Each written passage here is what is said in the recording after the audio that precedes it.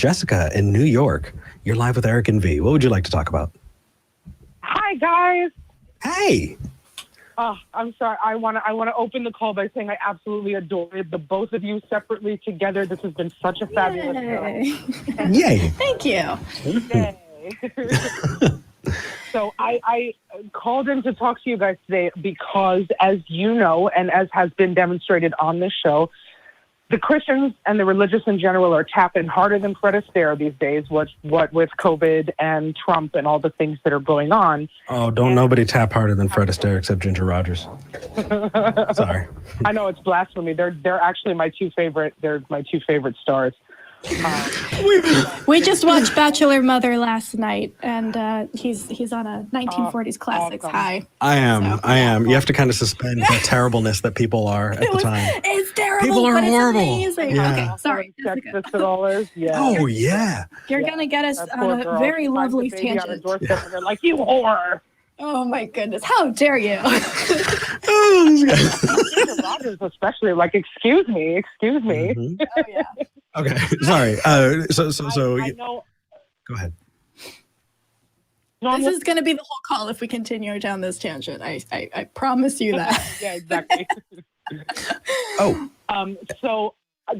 The reason I wanted to talk to you guys is because I feel like we're sort of turning a corner with the mentality in the United States with the election of Biden and how, you know, all the movements and protests and demonstrations and this incredible shift that we've had in this country and how hard the Christian right specifically is fighting back against this and how we're seeing the social detriments of their policy being demonstrated more and more clearly in the United States. So we're able to see over and over again these people who are like Amy Coney Barrett is a major example I would use, but also, the majority of the Republican Party, seems to be hiding behind this corporate consumerist American capitalist Christianity that is pushing us towards disaster, basically.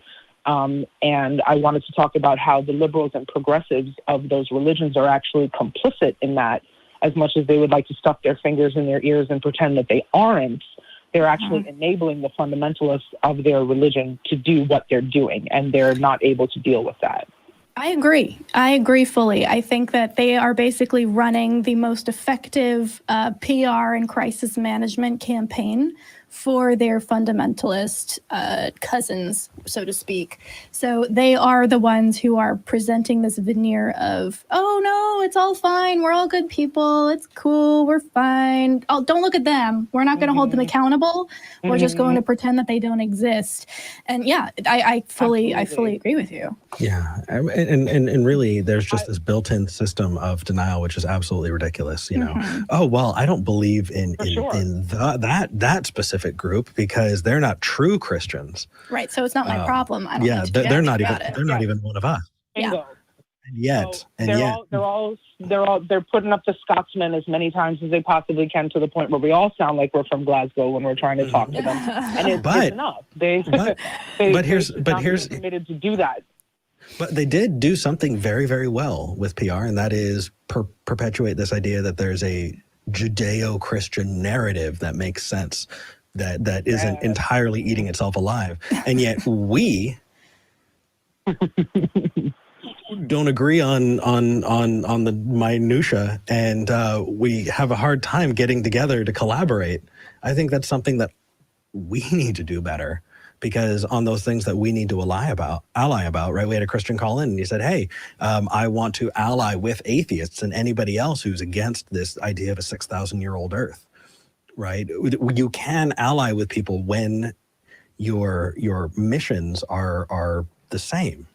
If you're wanting to work together, I think we need to do a better job of going, okay, I don't agree with you on a whole bunch of things, and maybe I don't want to have you over for dinner, and maybe I think you're a terrible person, but you're still going to stand beside me, and I'm still going to stand beside you when it comes to making sure that we are having good education in the classrooms, when it comes to history, when it comes to theology, when it comes to evolution, when it comes to biology, when it comes to sex education and women's autonomy, when it comes to,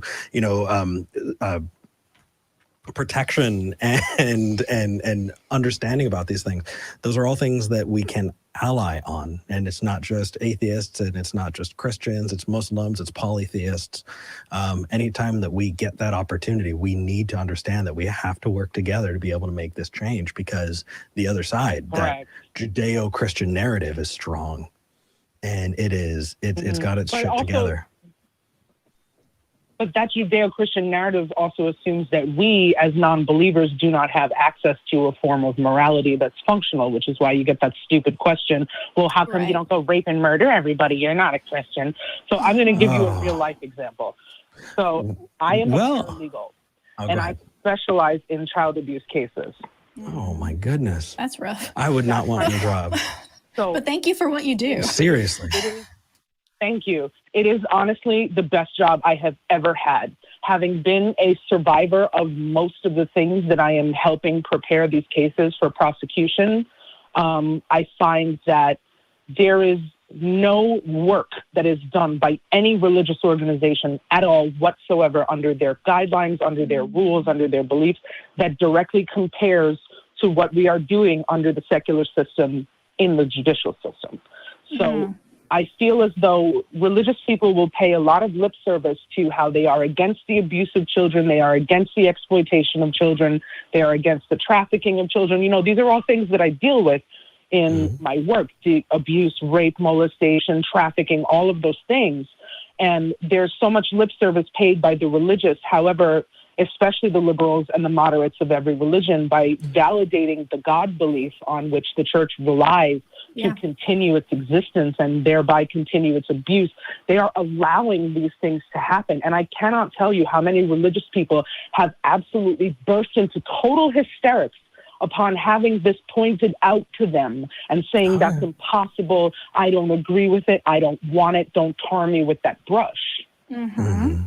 Honestly, Jessica, like, do you want my seat? Like, do you want to just be a regular host of this show? Actually, there are places and there are people who are definitely pushing and fighting where you are. Have you reached out to FFRF or Recover? So Freedom from Religion Foundation and American Atheists. FFRS for sure. Oh my God! Do you get their newsletter? Yes, and I'm a member of American Atheists, and I also work with an atheist humanitarian organization that's reaching out to get people out of bad situations around the world. Oh, that's wonderful. A secular school in the Caribbean recently. I'm kind of trying to stop the exploitation of young people, particularly in poor countries. Like, one of the major projects from 2018 that I was involved in was building a secular school in a very poor part of DR. With a friend of mine who was from that area, who is also an atheist. So in that time, we went down to DR, we set up the site for the school, and the things we had to do for that school, you know, people were coming over, you know, saying, oh, what church are you associated with? You're doing God's work. Yeah. You know, Hey, Jessica. Yeah, and we had to explain, yes. Thank you. Oh, hey, no problem. Thank you. Are you kidding? We're all in this together, you guys. What you do is completely invaluable. Well, we're trying to highlight, and we're trying to definitely bring to people's attention where they can support what is going on. So for people who have not checked out FFRF and you want to donate, and you know, you're already a patron of Talk Heathen, or you know, that's close to your heart, you know, check it out. Check out American Atheists. You know, they do incredible work legally when it comes to that. And Jessica, I want you to shout out the other secular organization that you help. Maybe if people want to check them out, we should. Oh, yeah. The International Association of Atheists. You can find them on Twitter. The president is a fabulous lady named Courtney.